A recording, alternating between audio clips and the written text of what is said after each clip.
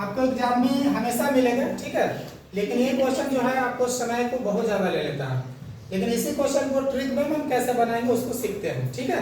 एक बार देख लीजिए क्वेश्चन क्या कहता है। कहा एक चुनाव में एक उम्मीदवार को कुल मतों के 84% मत मिलते हैं। यानी एक चुनाव हो रहा है, ठीक है, और उसमें एक उम्मीदवार है, उसको कुल मतों का कितना मत मिल गया है? 84%, यानी वोट मिल गया, ठीक है। और वह 476 मतों के बहुमत से चुनाव को क्या कर गया? जीत गया। तो आपसे पूछा जा रहा है कि कुल मतों की संख्या क्या होगा, इसके बारे में जानें, ठीक है। तो इस क्वेश्चन को हम लोग बनाते हैं, कितना जल्दी में बनाएंगे वो ध्यान दीजिएगा। सबसे पहले इस क्वेश्चन को बनाने के लिए आपको ध्यान रखिएगा कि जब भी इस तरह का क्वेश्चन आपको मिलेगा तो टोटल वोट की अगर बात करते हैं तो 100 मान लेंगे। क्या मान लेंगे आप? टोटल 100 मान लेंगे। और इसको दो भाग में बांट लीजिएगा। एक हो जाएगा बाबू हार वाला और दूसरा हो जाएगा जीत वाला। या जीत हार आगे पीछे मान सकते हैं, कोई दिक्कत?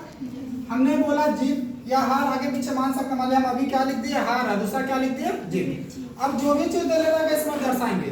आपको पता है कि 84% मत वाले बाबू क्या हो गया है? ये 84% मत मिले, यानी कि किसी को 84% मिला है 100 में से, ठीक है। मान लीजिए 2 व्यक्ति होगा, तो एक व्यक्ति को 84 को 100 में से मिल गया, तो दूसरा को कितना मिलेगा?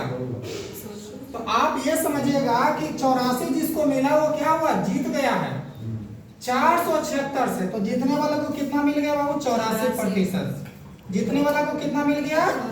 अब आपसे पूछेंगे कि हारने वाला को कितना मिलेगा, तो हारने वाला को वो मिलेगा 16%। यहाँ तक सबका ठीक है।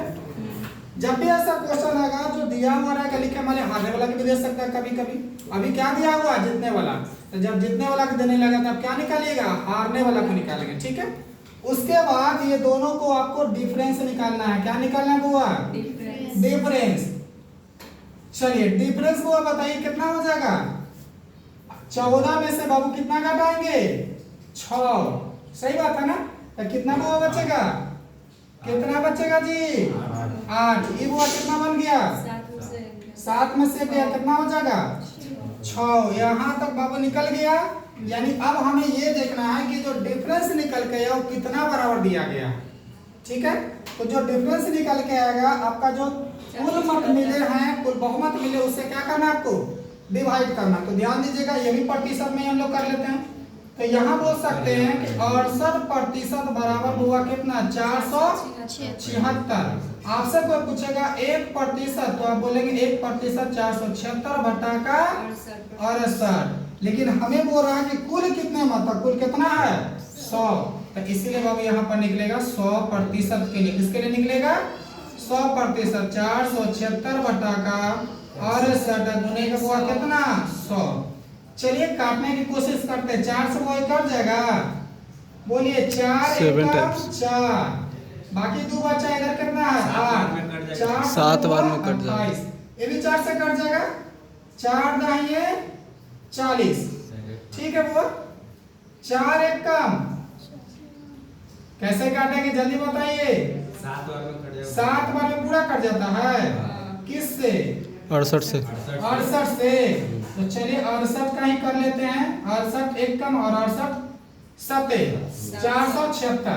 अब बाबू कितना बच गया? 7 गुने का कितना? 100। तो कितना हो गया? 700। कोई दिक्कत हुआ? तो ऐसा क्वेश्चन को आप जरूर हमेशा देखते रहिएगा, ठीक है। बहुत ही ट्रेंड में रहता है।